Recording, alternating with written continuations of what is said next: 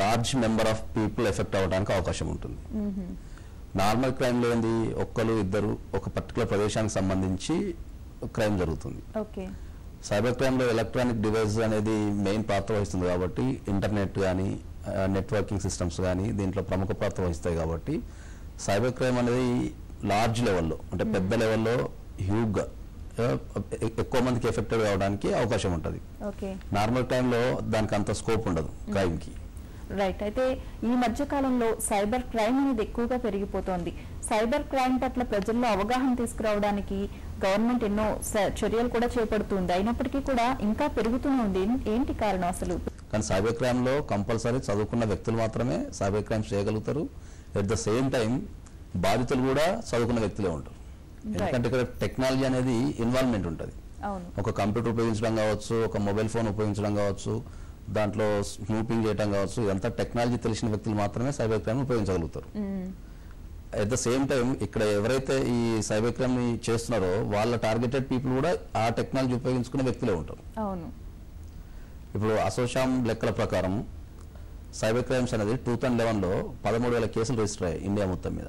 2011లో 2012కి వచ్చారు దగ్గర దగ్గర 22,000 వచ్చింది. 2013కి వచ్చారు 40,000కి వచ్చినాయి కేసెస్ త్రూఅవుట్ ఇండియా. 2014కి వచ్చారు 1 lakh వరకు వచ్చింది. 1,20,000 దాకా కేసెస్ రిజిస్టర్ అయినాయి త్రూఅవుట్ ఇండియా. 2015లో వాళ్ళ అంచనా ప్రకారం ఇప్పటివరకే ఇప్పుడు మనం మాట్లాడే టైం వరకే దగ్గర దగ్గర 2 లక్షల కేసులు వాళ్ళ దగ్గర నమోదయ్యాయి త్రూఅవుట్ ఇండియా. స్మార్ట్ ఫోన్స్ అనేటి అప్లికేషన్స్, ఆండ్రాయిడ్ అప్లికేషన్స్ కానీ ప్రతి ఒక్కరి చేతిలో పెరిగిపోయింది. కంప్యూటర్ కూడా ఒకప్పుడు సిటీలలో ఉపయోగించే కంప్యూటర్ ఇప్పుడు విలేజెస్ లో కూడా ఉపయోగిస్తున్నారు. కంప్యూటర్ వినియోగం పెరిగిపోయింది. తర్వాత ఈ మొబైల్ ఫోన్స్ వినియోగం పెరగడం ద్వారా ఈ క్రైమ్ కూడా అంతే లెవెల్ పెరుగుతుంది. క్రైమ్ విధానం కూడా మార్చుకున్నారు. ఒకప్పుడు ఒక క్రైమ్ చేయాలనుకోండి, ఒక వ్యక్తిని మనం చీటింగ్ చేయాలనుకుంటే పర్సనల్ ఇంటరాక్షన్ పెంచుకోవాలా, తర్వాత ఆయనతో కలిసి అది చేయాలి, తర్వాత మాయమాటలు చెప్పి ఏదో చెప్పి చీటింగ్ చేయాలి. మారుతున్న జీవన విధానం మారిపోతుంది. ఇప్పుడు ఏముంది, ఒక SMS పెట్టేస్తారు, నీకు లాటరీ వచ్చింది 30,000 ఆ వ్యక్తికి ఈ వ్యక్తికి సంబంధం ఉండదు. సో ఒక 30,000 లాటరీ వచ్చింది కాబట్టి మీరు ముందు 5,000 డిపాజిట్ చేయమంటారు. ఈయనేమనుకుంటాడు 5,000 డిపాజిట్ చేస్తే 30,000 వస్తాయి అని చెప్పి 5,000 డిపాజిట్ చేస్తారు. సో అలా అంటే టెక్నాలజీ ఎంత పెరిగిందో టెక్నాలజీతో పాటు యూజర్స్ కూడా అంతే పెరిగారు. యూజర్స్ ఎంత పెరిగారో యూజర్స్ తో పాటు క్రైమ్ రేట్ కూడా అంతే పెరుగుతుంది. అయితే మీరు అన్నట్లు ఎడ్యుకేటెడ్ పీపుల్ అంతా కూడా సైబర్ క్రైమ్ చేయలేరు. అలాగే టెక్నాలజీ అత్యున్నత స్థాయిలో యూజ్ చేస్తున్న వాళ్ళు కూడా సైబర్ క్రైమ్ చేయలేరు. ఎటువంటి పర్సన్స్ ఈ సైబర్ క్రైమ్ కి పాల్పడతారంటారు? సైబర్ క్రైమ్స్ కి టెక్నాలజీ అంటే అత్యున్నత స్థాయిలో ఉన్న వాళ్ళు కాకపోయినా కూడా టెక్నాలజీ కంపల్సరీ అవగాహన ఉన్న వ్యక్తులే దానిపైన సైబర్ క్రైమ్స్ చేయడానికి అవకాశం ఉంటుంది. సైబర్ క్రైమ్స్ చేయడం అంటే ఇప్పుడు సైబర్ క్రైమ్స్ లో రకాలు ఉంటాయి. చిన్న చిన్న సైబర్ క్రైమ్స్ అనుకోండి, లాటరీ వచ్చిందనో లేకపోతే ఈమెయిల్ ద్వారా మోసాలు చేయడం ఉంటుంది. పెద్ద సైబర్ క్రైమ్స్ అనుకోండి, హ్యాకింగ్ అంటే ఒక దేశానికి సంబంధించిన ఒక వెబ్సైట్ ని హ్యాకింగ్ చేయాలంటే అక్కడ టెక్నికల్ గా ఎక్స్పర్ట్ ఉన్న వ్యక్తే చేయగలుగుతుంది దాన్ని. ఇప్పుడు యుద్ధాలు కూడా ఫ్యూచర్ లో ఇప్పుడు మనం రాజుల కాలంలో ఒక రకమైన యుద్ధాలు జరిగినాయి, ఇప్పుడు ఒక రకమైన యుద్ధాలు జరుగుతున్నాయి. ఫ్యూచర్ లో యుద్ధాలు సైబర్ క్రైమ్స్ మీద జరిగే ఛాన్స్ కూడా ఉంది. ఇప్పుడు ఒక దేశాన్ని కొలాప్స్ చేయాలనుకోండి, ఒకప్పుడు అనుభవం ఇవ్వాల్సిన పరిస్థితి. ఇప్పుడు ఒక దేశాన్ని కనుక ఒక ఆర్థిక వ్యవస్థను కనుక మనం కొలాప్స్ చేయాలనుకోండి, సైబర్ వైరస్ చేసి ఆ దేశంలో ఉన్న కంప్యూటర్లను నాశనం చేస్తే సరిపోతుంది. పెద్దగా యుద్ధం చేయాల్సిన అవసరం లేదు. అంటే ఒక దేశాన్ని నాశనం చేయడానికి మనం రెడీ కావాలంటే ఆ రేంజ్ లో ఉన్న టెక్నాలజీ ఆ వ్యక్తులు మాత్రమే చేయగలుగుతారు. సో క్రైమ్ కి వ్యక్తిని బట్టి వాళ్ళ పర్పస్ ని బట్టి వాళ్ళు యూజ్ చేస్తుంటారు. ఓకే. అయితే మీరు ఇప్పుడు హ్యాకింగ్ అన్నారు, అలాగే ఈమెయిల్ స్నూపింగ్ అన్నారు, ఇంకా ఎన్ని రకాలు ఉన్నాయి సైబర్ క్రైమ్స్ లో? చాలా రకాలు ఉంటాయి. సైబర్ క్రైమ్స్ లో ఓన్లీ పర్సన్ ఎఫెక్టెడ్ అయ్యేది మెయిన్ గా స్టేకింగ్, సైబర్ స్టేకింగ్ అంటారు. దాంట్లో ఏంది హరాస్మెంట్. నిత్య జీవితంలో హరాస్మెంట్ అనేది ఇప్పుడు నిత్య జీవితం ఇంతకుముందు పర్సన్స్ మధ్యలో ఇంటిమసీ ఉంటుండే కాబట్టి హరాస్మెంట్ ఉంటుండే. హరాస్మెంట్ కూడా దాని రూపం మారిపోయింది. Harassment through SMS, harassment through Facebook, through videos, through emails, threatening. ఇంతకుముందు ఒక వ్యక్తిని మనం బెదిరించాలంటే జనరల్ గా డైరెక్ట్ వెళ్ళి బెదిరిస్తుండే, ఇప్పుడు ఫోన్ కాల్స్ చేస్తుండే. ఇప్పుడు ఈమెయిల్స్ ద్వారా కూడా మనం థ్రెటనింగ్ చేయొచ్చు, ఫేస్బుక్ లో థ్రెటనింగ్ చేయొచ్చు, హరాస్మెంట్ చేయొచ్చు, బెదిరించవచ్చు. ఏమన్నా పోర్నోగ్రఫీకి సంబంధించిన మార్ఫింగ్ సంబంధించిన తీసుకొని కూడా బెదిరించవచ్చు. కాబట్టి ఈ జనరల్ ఇవన్నీ పర్సనల్ సంబంధించినవి. ఫ్రాడ్ చేయాలనుకోండి, మైక్రోసాఫ్ట్ నుంచి మీకు జాబ్ ఆఫర్ వచ్చిందని చెప్పి ఈమెయిల్ స్నూపింగ్ అంటారు. అంటే సేమ్ మైక్రోసాఫ్ట్ నుంచి వచ్చిన ఐడి లాగానే ఉంటుంది. అవును, ఆ ఐడి నుంచి వచ్చింది కాబట్టి ఈ జాబ్ కోసం సెర్చ్ చేసే వ్యక్తి ఏమనుకుంటారు, నిజంగానే మైక్రోసాఫ్ట్ నుంచి వచ్చిందేమో అనుకుంటారు. సో మీకు ఒక 2 years బాండ్ ఉంటుంది, మీరు ఒక 2 lakhs rupees డిపాజిట్ చేయాలంటారు. జాబ్ వస్తుంది అని చెప్పేసి 2 lakhs rupees డిపాజిట్ చేస్తారు. తర్వాత వాళ్ళ ఫోన్ స్విచ్ ఆఫ్, ఐడి పనిచేయదు. అవును, అంటే ఇవన్నీ పర్సన్స్ కి సంబంధించినవి, ఫ్రాడ్ కి సంబంధించినవి. అట్లనే మనం ఒక క్రెడిట్ కార్డు ఉంది అనుకుందాం, క్రెడిట్ కార్డు కానీ డెబిట్ కార్డు కానీ ఉంటుంది. ఆ కార్డులకు సంబంధించి కూడా ఫ్రాడ్ జరిగే అవకాశం. సైబర్ క్రైమ్స్ ఎట్లుంటుందంటే కార్డ్ స్పిన్నింగ్ అనే ఒక మిషన్ ఉంటుంది. ఆ మిషన్ ఎక్కడైతే ఈ క్రెడిట్ కార్డు కానీ డెబిట్ కార్డు కానీ వాడుతుంటారో ఆ ప్లేస్ లో దీన్ని ఆన్ చేసి పెట్టుకుంటారు నేరగాళ్ళు, సైబర్ నేరగాళ్ళు. ఆన్ చేసుకుని పెట్టినప్పుడు ఆ కార్డు అనుకున్న నల్లటి గీత ఉంటుంది కదా, ఆ గీతలో మన కార్డుకి సంబంధించిన ప్రతి డీటెయిల్ ఇంక్లూడింగ్ పాస్వర్డ్ తో సహా, మనం ఏదైతే పిన్ నెంబర్ కొడతామో దాంతో సహా దాంట్లో స్టోర్ అయి ఉంటుంది. ఎప్పుడైతే మనం ఆ కార్డు ఏటీఎంలో వాడినప్పుడు కానీ లేదా ఎక్కడన్నా షాపింగ్ చేసినప్పుడు కార్డు మనం స్వైప్ చేసినప్పుడు కానీ ఆ డేటా యాక్టివేషన్ అయినప్పుడు ఆ డేటా ఇమ్మీడియట్లీ ఆ సైబర్ నేరగాళ్ళ దగ్గర ఉన్న స్విమ్మింగ్ మిషన్కి వెళ్ళిపోతుంది. ఆ మిషన్ లో ఉన్న డేటాను వాళ్ళు ఏం చేస్తారు, సేమ్ అలాంటి క్రెడిట్ కార్డు ఒకటి రూపొందించుకొని ఆ డేటా వాళ్ళ క్రెడిట్ కార్డులో కానీ డెబిట్ కార్డులో కానీ వాళ్ళు ఇన్సర్ట్ చేసేసుకొని దాన్ని వాళ్ళు వాడటం యూజ్ చేస్తారు.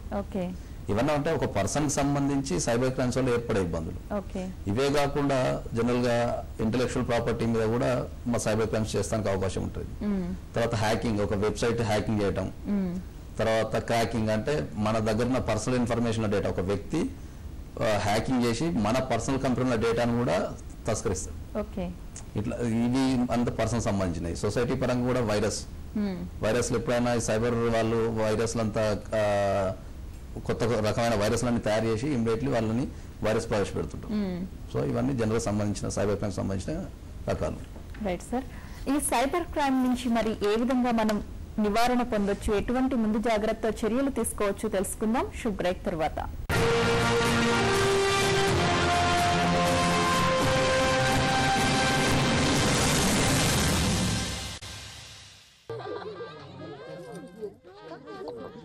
ముసుక్కిందికి ఇంట్లో మరుగుదొడ్డి ఎక్కడుంది? కోడలు ఇంట్లో ఎక్కడుంది? ఆరుబయటకు వెళ్లాల్సిందే. ఆ ముసుగు తీసేయమ్మా. కోడలు నెత్తి మీద ముసుగు తీయకూడదు కానీ ఆ అవసరానికి ఆరుబయటకు వెళ్లాలా? ఈ విధంగా నువ్వు ఆలోచించడం లేదు. అయితే ఇప్పుడు ఆలోచించండి, ఇంట్లోనే మరుగుదొడ్డి కట్టించండి. స్వచ్ఛ భారత్ మిషన్, ఒక్క అడుగు స్వచ్ఛత వైపు. ఆలోచన వస్తే మరుగుదొడ్డి వస్తుంది. అన్ని ప్రభుత్వ అనుమతులతో 40 ఫీట్ల విశాలమైన రోడ్లు, వెంచర్ చుట్టూ ప్రహారీ గోడ, విశాలమైన ఆట స్థలాలు, పూర్తిగా వాస్తు ప్రకారం ఏర్పాటు చేసిన వెంచర్స్ కపిల్ హోమ్స్. అందరికీ అందుబాటైన ధరల్లో ఉండటమే కాకుండా అవసరమైన వాడికి రుణ సదుపాయం కూడా ఉంది. ఇది మీ పెట్టుబడికి రెట్టింపు లాభాలు ఇస్తుంది. మరి ఎందుకు ఆలస్యం? కపిల్ హోమ్స్, ఇది మీ శాశ్వత చిరునామా.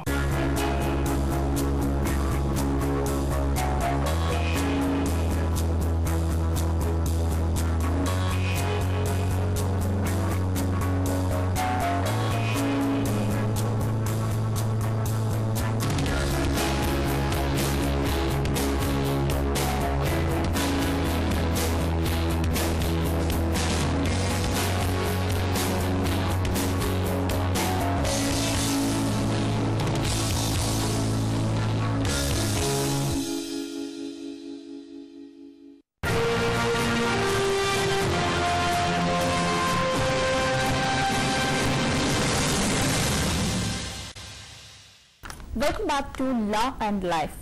నాగేశ్వరరావు గారు, ఇన్ని రకాల సైబర్ క్రైమ్స్ గురించి మీరు చెప్పారు కదా, అయితే సైబర్ క్రైమ్ జరిగినప్పుడు ఆ బాధితుడు ఎక్కడ రిపోర్ట్ చేయాలి, ఏ విధంగా రిపోర్ట్ చేయాలి? సైబర్ క్రైమ్స్ జరిగినప్పుడు బాధితుడు జనరల్ గా సైబర్ క్రైమ్స్ కోసం పోలీస్ స్టేషన్స్ పెట్టారు ఇప్పుడు సపరేట్ గా. ఈ మన normal police station law and order కోసం అయితే పోలీస్ స్టేషన్స్ ఎట్లున్నాయో, సివిల్ పోలీస్ స్టేషన్స్ ఎట్లున్నాయో, సైబర్ క్రైమ్స్ కోసం పోలీస్ స్టేషన్స్ ఇప్పుడు పెట్టారు కూడా ఆల్రెడీ. దాని సంఖ్యను ఇంకా ఫ్యూచర్ లో, ఎందుకంటే సైబర్ క్రైమ్స్ పెరుగుతుంది కాబట్టి ఇన్వెస్టిగేషన్ కూడా కొద్దిగా కష్టమవుతుంది కాబట్టి దానికోసం ప్రత్యేకంగా శిక్షణ పొందిన పోలీస్ వాళ్ళని పెట్టాలి కాబట్టి సైబర్ క్రైమ్స్ పోలీస్ స్టేషన్స్ ఇప్పుడు ఉన్నాయి. హైదరాబాద్ లో ఉంది, రంగారెడ్డిలో కూడా ఉంది. దీంతో పాటు లోకల్ పోలీస్ స్టేషన్స్ ఎలాగున్నాయో పెరుగుతుంది కాబట్టి మామూలుగా పెట్టాలని వాళ్ళు అనుకుంటున్నారు. ఒకవేళ నియరెస్ట్ పోలీస్ స్టేషన్ వాళ్ళకి దగ్గరలో కనుక సైబర్ పోలీస్ స్టేషన్ లేకపోతే నియరెస్ట్ పోలీస్ స్టేషన్ లో కంప్లైంట్ లాడ్జ్ చేసుకోవచ్చు. ఓకే, అయితే ఈ సైబర్ క్రైమ్ ఏ చట్టాల కిందకు వస్తుంది? సైబర్ క్రైమ్ కోసం ఒక చట్టం ఉంది జనరల్ గా, ఇన్ఫర్మేషన్ టెక్నాలజీ యాక్ట్ 2000 అని చెప్పేసి సైబర్ క్రైమ్స్ కోసం ఒక చట్టం ఉంది. మొన్న రీసెంట్ గా దాన్ని 2008లో అమెండ్మెంట్ కూడా చేశారు.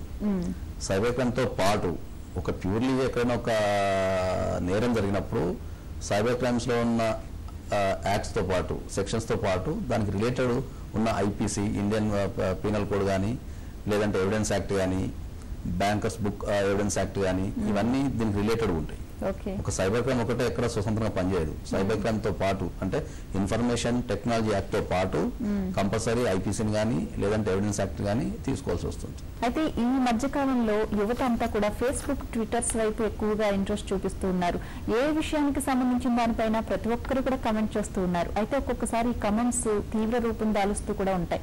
మరి అటువంటి వాటి మీద ఎవరైనా ఒక పర్సన్ హర్ట్ అయినా లేక ఒక సంస్థ కానీ ఒక వ్యవస్థ కానీ అలా హర్ట్ అయిన సందర్భాలు ఉంటే వాళ్ళపైన కేసు పెట్టడానికి కూడా వీలవుతుందా? పెట్టచ్చు. మీరు సైబర్ క్రైమ్స్ మీద ఎవరైనా ఫేస్బుక్ లో కానీ ట్విట్టర్లో కానీ ఇంకేదైనా సోషల్ మీడియా ద్వారా ఒక వ్యక్తిని హక్కులని కాల్రాచడం కానీ వాళ్ళని హరాస్మెంట్ చేయడం కానీ చేయడానికి లేదు. ఒకవేళ అలాగే ఎవరన్నా ప్రతి వ్యక్తికి కూడా భావ స్వేచ్ఛ కూడా ఉంటుంది కదా, దానిపైన అదే ఎక్కినప్పుడు దానిపైన ప్రతి ఒక్కరు కూడా రెస్పాండ్ అవుతారు కదా, కంపల్సరీ అవుతుంది. దానిపైన మీకు ఒక కేసు కూడా ఉదాహరణ చెప్తాం ముందు దీన్ని చెప్పిన తర్వాత. సో ఎవరన్నా ఈ సోషల్ మీడియాల ద్వారా కానీ ఫేస్బుక్ కానీ ట్విట్టర్ ద్వారా కానీ ఎవరన్నా హర్ట్ అయినప్పుడు వాళ్ళు కంప్లైంట్ ఇచ్చుకునే అధికారం ఉంటుంది ఐటీ యాక్ట్ 66A కింద. దాని కింద ఇచ్చినప్పుడు ఇంతకుముందు మీరు అన్నారు కదా భావ స్వతంత్ర హక్కు ఉంటుంది, ఎట్ ద టైం వీళ్ళకి కంప్లైంట్ ఇచ్చే హక్కు కూడా ఉంటుంది. దీనిపైన 2012లో బాలదేకర గారు చనిపోయినప్పుడు మహారాష్ట్రలో 2 అమ్మాయిలు కామెంట్ చేశారు ఆయన డెత్ పైన. ఆ కామెంట్ లో పెద్దగా ఎవరిని బాధించేంత కూడా ఏం లేదు, కానీ వాళ్ళు కామెంట్ చేయడం వల్ల సమ్ శివసేన కార్యకర్తలు ఎవరో కంప్లైంట్ ఇచ్చారు. దానిపైన ఇమ్మీడియట్లీ 2 లేడీస్ ని 2 గర్ల్స్ ఎవరైతే ఉన్నారో వాళ్ళని అరెస్ట్ చేశారు. అప్పుడు మీరు అన్న టాపిక్ సుప్రీంకోర్టులోకి టాపిక్ వచ్చింది. అప్పుడు భావాల స్వతంత్ర హక్కును కాపాడటానికి at the same time arrest కాకుండా ఉండడానికి రెండింటిని బ్యాలెన్స్ చేయడానికి. ఇంతకుముందు అరెస్ట్ అనేది ఐటీ యాక్ట్ లో అరెస్ట్ అనేది ఇన్స్పెక్టర్ స్థాయిలో ఉంటుండే ఈ 66A కింద కేసు బుక్ అయినప్పుడు. ఇప్పుడు అరెస్ట్ అనేది ఎస్పీ లెవెల్ నుంచి పైకి వెళ్ళిపోయింది. అంటే 66A కింద ఎవరినన్నా అరెస్ట్ చేయాలంటే కంపల్సరీ ఎస్పీ పర్మిషన్ కానీ ఆయన కంటే పై అధికారి పర్మిషన్ కానీ తీసుకుని అరెస్ట్ చేయాలి తప్ప డైరెక్ట్ ఇమ్మీడియట్ అరెస్ట్ చేయడానికి లేదు. అయితే సార్ ఈ సైబర్ క్రైమ్స్ లో జరిగే మెయిన్ క్రైమ్స్ ఏంటి? ఎక్కువ సైబర్ క్రైమ్స్ లో ఎఫెక్టెడ్ అయ్యేది నైజీరియన్స్ నుంచి. మన సొసైటీలో సైబర్ క్రైమ్స్ నుంచి ఎక్కువ జరిగేది ఏంది? బెదిరించడము, థ్రెటనింగ్ చేయడము, బ్లాక్ మెయిలింగ్ చేయడం అనేది మనం చేస్తుంటాం. ఫైనాన్షియల్ క్రైమ్స్ ఎక్కువ, ఫైనాన్షియల్ అంటే ఫ్రాడ్ అనేది ఎక్కువ నైజీరియన్స్ చేస్తుంటారు. వాళ్ళు ఎంత అప్డేట్ ఉంటారు అంటే జనరల్ గా ఒక ఇష్యూ జరిగినప్పుడు దాన్ని విత్ ఇన్ 1 డేనే ఒక స్కామ్ ప్రవేశపెడతారు. ఇప్పుడు సపోజ్ నిన్న పేపర్లో వచ్చింది ఐడిబిఐ బ్యాంక్ మేనేజర్, అంటే ఎవరైతే ఐడిబిఐ సమ్ బ్యాంక్ మేనేజర్ ఉన్నారు కదా ఆయన రిటైర్ అయిన అమౌంట్ 30 లక్షల రూపాయలు వాళ్ళు సైబర్ క్రైమ్స్ ద్వారా లాగేసుకున్నారు. అంటే ఇక్కడ ఒక వ్యక్తి సైబర్ క్రైమ్ లో బాధితులు ఎవరు? రిటైర్ అయిన ఒక బ్యాంక్ మేనేజర్. అంటే ఆయన ఒక 30 సంవత్సరాలు 40 సంవత్సరాలు బ్యాంక్ లో పనిచేసి మనీకి సంబంధించిన విషయాలను తెలుసుకొని కూడా అంత స్థాయి వ్యక్తి ఒక చిన్న సైబర్ క్రైమ్ ఆయన మోసపోయాడు. మనం జనరల్ గా ఈమెయిల్ కి ఐసిఐసిఐ బ్యాంక్ టైప్ లో ఉన్న ఒక స్నూపింగ్ వెబ్సైట్ వస్తుంది. మేము ఐసిఐసిఐ బ్యాంక్ నుంచి మేము మాట్లాడుతున్నాం, ఐసిఐసిఐ బ్యాంక్ మీది మీ పాస్వర్డ్లు మీవన్నీ యూజర్ నేమ్లు చాలా జాగ్రత్త పెట్టుకోండి, మళ్ళీ దీంట్లో ఒకసారి అప్డేట్ చేసుకోండి అని చెప్పేసి వస్తుంది. మనం జనరల్ ఏమనుకుంటాం ఐసిఐసిఐ బ్యాంక్ నుంచి వచ్చింది ఈమెయిల్ అని మనం అనుకుని దాన్ని ఓపెన్ చేసేసి వాళ్ళకి కావాల్సిన సమాచారం ఏముందో అక్కడ అన్ని క్వశ్చన్స్ రూపంలో ఉంటాయి. పేరు ఉంటుంది, అకౌంట్ నెంబర్ ఉంటుంది, పాస్వర్డ్, యూజర్ నేమ్ అవన్నీ ఉంటాయి. మనం తెలియకుండా పాస్వర్డ్ చేంజ్ చేయాలి అన్ని నింపేస్తాం. ఇప్పుడు అది ఐసిఐసిఐ వెబ్సైట్ కాదు యాక్చువల్లీ, అంటే ఈ నైజీరియన్స్ వాళ్ళు క్రియేట్ చేసిన ICICI bank same ICICI bank type లో ఉంటుంది. దాంట్లో వాళ్ళు ఏం చేస్తారు, ఈ డేటా అంతా ఎప్పుడైతే ఇన్పుట్ చేస్తారో వాళ్ళు ఆ డేటాని అక్కడ స్టోర్ చేసుకొని అవి ఉపయోగించి ఆన్లైన్ లో ట్రాన్స్ఫర్ చేసేసుకుంటారు. మరి మీరు చెప్తున్నట్లు డూప్లికేట్ మెసేజ్ ఏది, ఒరిజినల్ మెసేజ్ ఏది అనేది ఎలా తెలుసుకోవాలి? సైబర్ క్రైమ్స్ జరగడానికి 2 కారణాలు. ఒకటి, వ్యక్తి ప్రధానంగా ఇన్ఫర్మేషన్ ని వెరిఫై చేసుకోవటం లేదు. వచ్చిన ఇన్ఫర్మేషన్ ఇస్ జెన్యూనా కాదా, వాస్తవం ఉందా లేదా అనేది కంపల్సరీ దాన్ని మన దగ్గర సర్వీసింగ్ నెంబర్ ఉంటుందో దాన్ని కంపల్సరీ చేసుకోకపోవడం ద్వారా ఎక్కువ క్రైమ్ జరుగుతుంది. రెండోది ఆశ, అత్యాశ పడడం ద్వారా. ఇప్పుడు మీరు ఫోర్డ్ కార్ గెలుచుకున్నారు అంటారు, ఫోర్డ్ కారు మీరు కాంటెస్ట్ లో పాల్గొన్నారు, మీకు ఫోర్డ్ కార్ గెలుచుకున్నారు, మీరు మీ డీటెయిల్స్ అని మొత్తం ఇచ్చామని ఒక SMS వస్తుంది. మినిమం స్పృహ ఏంది, అసలు పోడు కారు వాళ్ళకు మన డేటా ఎట్లా పోయింది. సైబర్ క్రైమ్స్ పై రిపోర్ట్ చేస్తే అసలు న్యాయం జరిగే అవకాశాలు ఎంతవరకు ఉన్నాయి, ఎన్ని రోజుల్లో న్యాయం జరిగే అవకాశం ఉంది తెలుసుకుందాం షార్ట్ బ్రేక్ తర్వాత.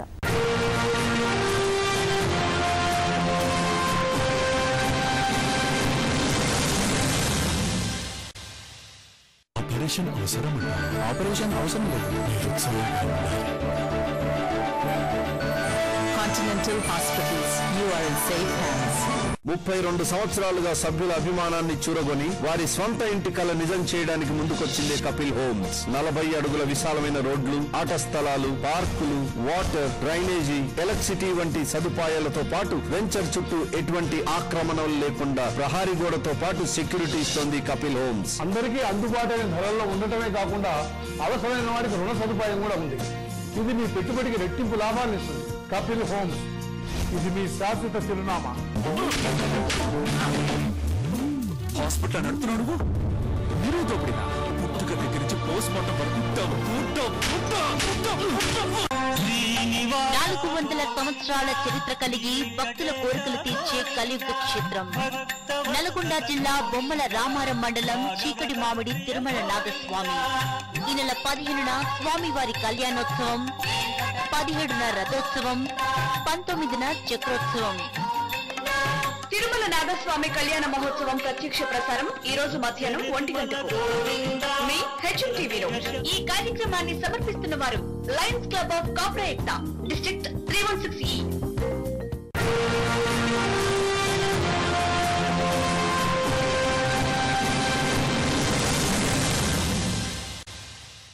Welcome back to law and life. Nageswararao garu, ఇప్పటి వరకు సైబర్ క్రైమ్స్ పై ఎన్నో కేసులు నమోదై ఉంటాయి కదా, వాటిలో ఎంతవరకు న్యాయం జరిగాయి, ఎంత కాలం పట్టింది వాటికి? సైబర్ క్రైమ్స్ లో తప్పకుండా న్యాయం జరుగుతుంది. ఎందుకంటే ఎర్లీ స్టేజెస్ ఎప్పుడైతే సైబర్ క్రైమ్స్ చట్టాలని మనం 2000 ఇన్ఫర్మేషన్ యాక్ట్ 2000 అని మనం భారతదేశం ప్రవేశపెట్టాము, అప్పటి నుంచి ఈ సైబర్ క్రైమ్స్ కంప్లైంట్స్ అనేది స్టార్ట్ అయినాయి. ఎప్పుడైతే స్టార్ట్ అయినాయో వాటికి అంతే స్పీడ్ కూడా ఇన్వెస్టిగేషన్ చేస్తున్నారు. ఇప్పుడు సపోజ్ బాజీ.com అనే కేసు ఉంది, ఒకటి బాజీ.com అనే కేసు ఉంది. బాజీ.com అనేది 2002లో ఫస్ట్ ఆన్లైన్ పోర్టల్, అంటే వస్తువులు అమ్ముకోవడానికి కానీ వస్తువు సర్వీసులు తీసుకోవడం కానీ first online portal in India. అది ఎవరితో స్థాపించబడింది? ఎన్ఆర్ఐ చేత, యుఎస్ఏ ఎన్ఆర్ఐ చేత స్థాపించబడింది. దాంట్లో ఫస్ట్ టైం ఇప్పుడు సైబర్ క్రైమ్స్ లో illegal sale of illegal articles కూడా ఒక క్రైమ్. ఎందుకంటే ఇప్పుడు సైబర్ క్రైమ్స్ జ్యూరిడిక్షన్ అనేది చాలా పెద్దగా ఉంటుంది. ఇప్పుడు సపోజ్ ఇప్పుడు ఫోనోగ్రఫీ అమ్మడం కొన్ని దేశాలలో లీగలైజ్, కొన్ని దేశాల్లో ఇల్లీగల్. ఈ బాజీ.comలో సేల్ ఆఫ్ ఇల్లీగల్ ఆర్టికల్స్ అనే దానికి ఇది ఒక మంచి ఉదాహరణ. ఈ బాజీ.com వెబ్సైట్ లో సమ్ ఎక్స్వైజెడ్ అనే పర్సన్ ఏం చేశాడు, ఒక ఫోనోగ్రాఫీకి సంబంధించిన సీడీని అమ్మకానికి పెట్టాడు. అది క్రైమ్ ఇండియాలో. దాన్ని ఇమ్మీడియట్లీ, అంటే నాకు తెలిసి ఒక 3 నెలల్లోనే దాని ఇన్వెస్టిగేషన్ పూర్తి చేసి దాన్ని మొత్తం సబ్మిట్ చేసి దానిపైన ఇన్వెస్టిగేషన్ చేసి దాన్ని న్యాయం చేశారు. దాని తర్వాత ఇప్పుడు ఎక్కువైతే మనం ఎక్కడైతే ఎదుర్కొంటున్నామో ఆ ఎర్లీ బర్డ్స్, అంటే ఎర్లీగా ఉన్న చట్టాలు ఎప్పుడైతే సైబర్ క్రైమ్ జీవితాలలో కంటే ఈ ఎలక్ట్రానిక్ డివైసెస్ జీవితాల్లోకి వచ్చినప్పుడు చాలా గందరగోళంగా ఉంటుంది. అంటే ఎక్కడ ఇన్వెస్టిగేషన్ చేయాలి, ఎన్ని రోజులు పడుతుంది, ఏ చట్టాల కిందకి వస్తుందని కూడా చాలా మందికి అవగాహన లేకుండా ఉంటుండే. State of Tamil Nadu versus Sahas కట్టి అనే ఒక కేసు ఉంది. అది చాలా famous case in cyber crimes. అది ఫిబ్రవరి 2004లో జరిగింది. ఇది ఈ కేసు జరిగే టయానికి భారతదేశంలో చాలా కేసులు పెండింగ్ ఉండే. ఈ కేసుని వితిన్ 7 months ఉన్నది. ఈ కేసుని వితిన్ 7 months లో దీని జడ్జిమెంట్ ఇచ్చేశారు. ఇది భార్య భర్తలకు సంబంధించిన దాంట్లో ఇప్పుడు వాళ్ళు డైవర్స్ తీసుకున్నారు. డైవర్స్ తీసుకున్న తర్వాత కూడా ఆ అమ్మాయికి సంబంధించిన ఫొటోస్ కావచ్చు, SMS కావచ్చు, తర్వాత వాళ్ళ నిత్య జీవితంలో ఉన్న విషయాలు మొత్తం ఒక ఫేక్ ఈమెయిల్ ఐడి క్రియేట్ చేసి దాని మీద నుంచి ఆ అమ్మాయిని బెదిరించడం జరుగుతుంది. డైవర్స్ తర్వాత ఆ అమ్మాయి ఏం చేసింది, అప్పుడు సైబర్ క్రైమ్స్ కి, ఎక్కడైతే చెన్నై సైబర్ క్రైమ్స్ కి ఆమె రిపోర్ట్ చేసింది. ఇది ఫస్ట్ కేసు. అంటే ఇలాంటి కేసులో ఇది ఫస్ట్ కేసు, ప్లస్ చాలా తొందరగా 7 months ఉన్నాయి. అప్పటికి చాలా కేసులు పెండింగ్ ఉండే. ఈ కేసు ద్వారా చాలా మందికి ఊరట లభించింది. దీంట్లో వితిన్ 7 months 469 అండ్ 503 కింద IPC కింద 67 ఆఫ్ IT యాక్ట్ కింద ఫస్ట్ టైం ఈ కేసులో శిక్ష పడ్డది. 4 years ఎవరైతే చేసిన వ్యక్తున్నారో ఆయనకు 4 years శిక్ష చేశారు. అది విత్ ఇన్ 7 months దాని ఇన్వెస్టిగేషన్ కంప్లీట్ చేశారు, దాన్ని ప్రూవ్ చేశారు కూడా. దాని తర్వాత sonysamang.com అనే కేసు కూడా చాలా మంచి కేసు. దాంట్లో ఈ క్రెడిట్ కార్డుకి సంబంధించిన ఫ్రాడ్ ని ఫస్ట్ టైం కనిపెట్టింది భారతదేశంలో. దీంట్లో ఒక పర్చేజ్ జరిగింది త్రూ క్రెడిట్ కార్డ్ ద్వారా. ఒక టెలివిజన్, ఒక ఫోన్ అనేది పర్చేజ్ జరిగింది. ఆ పర్చేజ్ ఏం చేశారు, సోనీ కంపెనీ వాళ్ళు వెళ్ళి ఆ పర్చేజ్ ఎక్కడైతే జరిగిందో ఎవరికైతే ఇమ్మని చెప్తారో, ఎన్ఆర్ఐ నుంచి జరిగిన ట్రాన్సాక్షన్ కదా, ఆ ఇంటికి వెళ్ళి దాన్ని డెలివరీ చేసి ఫోటోలు అన్ని తీసుకుని వచ్చారు. తర్వాత ఒక 2 months తర్వాత క్రెడిట్ కార్డ్ డిపార్ట్మెంట్ సోనీ వాళ్ళకు ఈమెయిల్ చేశారు. ఏమని, ఆ ట్రాన్సాక్షన్ అనేది ఏదైతే క్రెడిట్ కార్డ్ ద్వారా జరిగిన ట్రాన్సాక్షన్ ఉందో ఆ ట్రాన్సాక్షన్ ఫేక్ ట్రాన్సాక్షన్, కస్టమర్కి ఆ ట్రాన్సాక్షన్కి సంబంధం లేదు. ఎప్పుడైతే ఇమీడియట్లీ ఏం చేశారు, సోనీ వాళ్ళు కంప్లైంట్ ఇచ్చారు. కంప్లైంట్ ఇవ్వగానే ఏమైంది, ఇమీడియట్లీ దా ఇన్వెస్టిగేషన్ స్టార్ట్ అయింది. దాంట్లో తెలిసింది ఏముందంటే అమెరికాకి సంబంధించిన క్రెడిట్ కార్డుకి సంబంధించిన డీటెయిల్స్ మొత్తం ఒక కాల్ సెంటర్ ఉద్యోగి తస్కరించి ఆయన ఆన్లైన్ ట్రాన్సాక్షన్ చేసి ఆ పర్చేజ్ చేసి ఆయన ఇంటికి ఆయనే ఎక్స్-ఎంప్లాయీ ఆయనకైనే ఆ వస్తువులు తీసుకున్నారు. దాంట్లో సీజ్ చేశారు ఆ వస్తువులన్నీ. సీజ్ చేసి దీంట్లో అంటే ఒక ఆన్లైన్లో క్రెడిట్ కార్డు ఉపయోగించడం ద్వారా జరిగింది. ఈ కేసు చాలా మంచి కేసు అన్నట్టు. sonysamang.com అనేది చాలా మంచి కేసు. దాంట్లో క్రెడిట్ కార్డు పర్చేజ్ సంబంధించి ఆన్లైన్లో జరిగిన ఫ్రాడ్ కూడా దాంట్లో ఇమ్మీడియట్ ఎఫెక్ట్ ఇచ్చారు. కాబట్టి సైబర్ క్రైమ్స్లో మ్యాక్సిమం కంపల్సరీ న్యాయమే జరుగుతుంది. చాలా తొందరగా కూడా ఇన్వెస్టిగేషన్ ఆఫీసర్స్ కూడా చాలా తొందరగా చేస్తారు. ఈ మధ్య కాలంలో చిల్డ్రన్ ఫోనోగ్రఫీ గురించి కూడా అది చాలా పెద్ద సమస్య. అది ప్రపంచవ్యాప్తంగా కూడా ఈ చైల్డ్ ఫోనోగ్రఫీ అనేది పెద్ద సమస్య. అది దీనివల్ల 2 ప్రాబ్లమ్స్ ఉన్నాయి మనకు.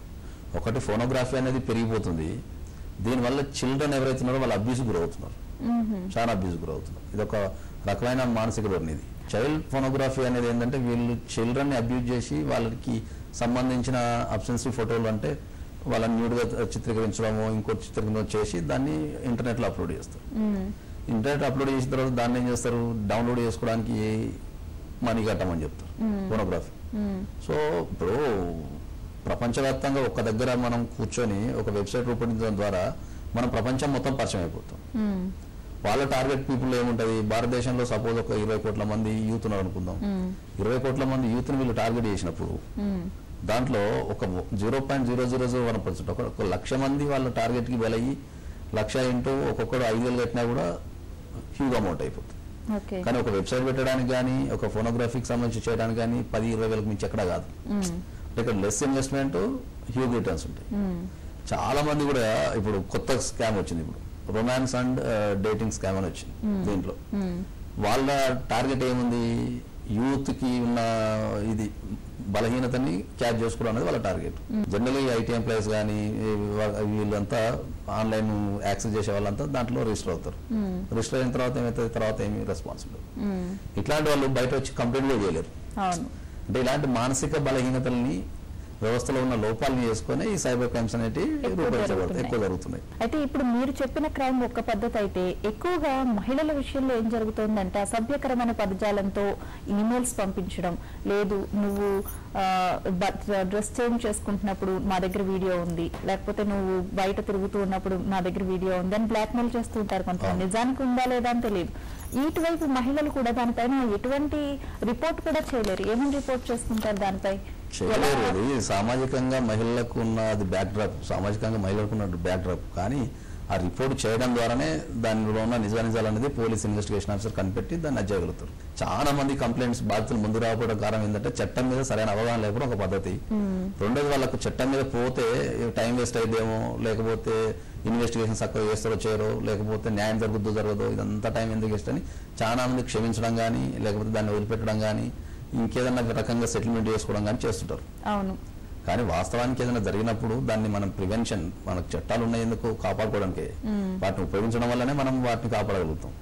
ఇట్లాంటి ఎవరికైనా సరే సైబర్ కి సంబంధించి అంటే ఈమెయిల్స్, థ్రెటనింగ్ ఈమెయిల్స్ కానీ, ఫేస్బుక్ నుంచి కానీ ఎక్కడి నుంచి అయినా ఇబ్బంది ఎదురైనప్పుడు దాంట్లో నిజాలున్నా లేకున్నా వాళ్ళు ధైర్యంగా కంప్లైంట్ చేయొచ్చు. ఓకే. అయితే ఎస్పెషల్లీ మహిళల విషయంలో ఏమవుతుందంటే వాళ్ళు ఈ రొమాన్స్ అండ్ డేటా క్రైమ్ కి సంబంధించి కావచ్చు, లేక వీడియోస్ సంబంధించి కావచ్చు, ఒక సైబర్ పోలీస్ స్టేషన్ ని సంప్రదించినప్పుడు అక్కడ కూడా ఇటువంటి పరిస్థితి వాళ్ళకి ఎదురైతే వాళ్ళ నుంచి కూడా ఇలాగే థ్రెటనింగ్ కాల్స్ వస్తే అప్పుడు ఏం చేయాలి, ఎవరికి రిపోర్ట్ చేయాలి? కంపల్సరీ ఇక్కడ మెయిన్ ఏంటంటే చాలా మందికి ఇప్పుడు సైబర్ క్రైమ్స్ మీద అవగాహన లేదు, ఎక్కడ కంప్లైంట్ ఇవ్వాలి అనేది అవగాహన లేదు.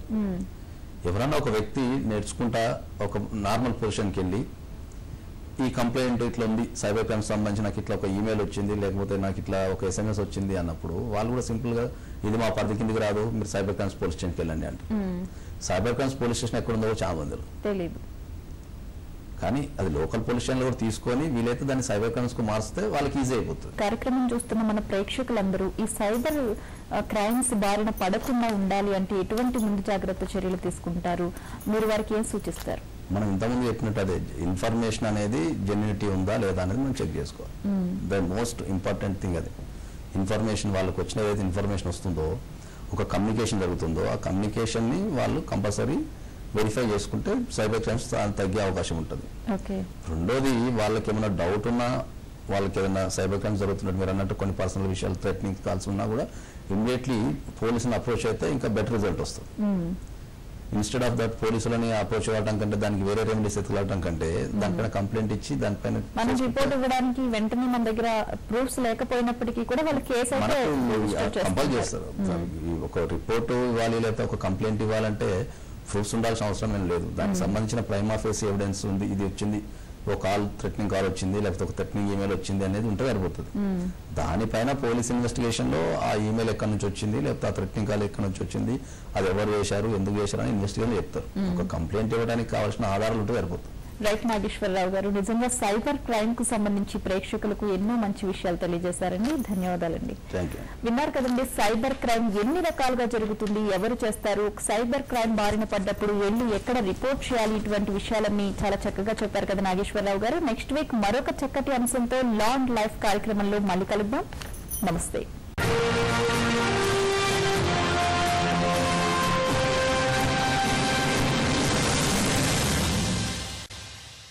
ప్రవాహం లాంటి ప్రసంగం.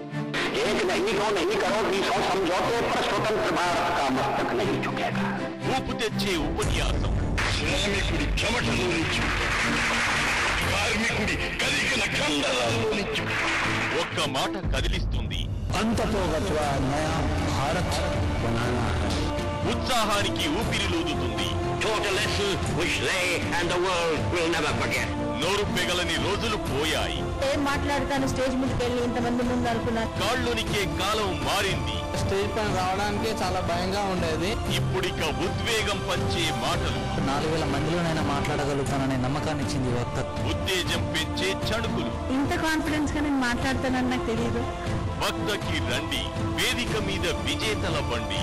గొప్ప వక్తనవుతానన్న నమ్మకం పూర్తిగా నాలో కలిగింది. వక్త మీ కంఠాన్ని సవరిస్తుంది, మీ నాయకత్వానికి గొంతునిస్తుంది. HMTV Kousalya school of life skills ఆధ్వర్యంలో శిక్షణ కార్యక్రమం. వక్త. Phone number 9553586062. చర్మ వ్యాధులతో బాధపడుతున్నారా? చర్మ వ్యాధులకు కారణాలేంటి? ఇతర వ్యాధులతో సంబంధం ఉందా? హోమియో వైద్యంలో పరిష్కార మార్గాలు. ప్రముఖ హోమియో వైద్యులు డాక్టర్ రామకృష్ణారెడ్డి సలహాలు. మధ్యాహ్నం 3:30 గంటలకు జీవన రేఖలో. ట్రేడింగ్ లో మీరు రాణించలేకపోతున్నారా? మీరు ప్రొఫెషనల్ ట్రేడర్ గా ఎదగాలనుకుంటున్నారా? ట్రేడింగ్ ను కెరియర్ గా ఎంచుకోవాలనుకుంటున్నారా? అయితే మీకోసమే HMTV నిర్వహిస్తోంది technical analysis work shop. Live market practical experience తో స్టాక్స్, కమోడిటీస్, కరెన్సీ ఏదైనా సరే మీకు మీరే అనలిస్ట్ల బండి. మార్కెట్ ఏదైనా లాభాలను ఒడిసి పట్టుకోండి. వివరాలకు సంప్రదించండి 9553586110. TA workshop@hmtv.in.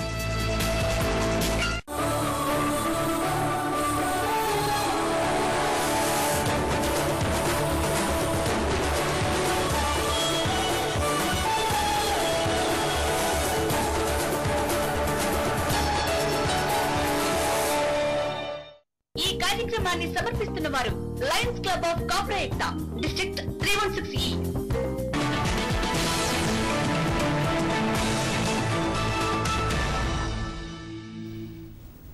Good afternoon, welcome to 1 PM news. నేను సుష్మా. ముందుగా హెడ్లైన్స్ చూద్దాం. విభజన చట్టంలోని అన్ని అంశాలు నెరవేరుస్తాం. కొత్త రాష్ట్రాన్ని ఆదుకోవాల్సిన బాధ్యత కేంద్రంపై ఉందన్న వెంకయ్య.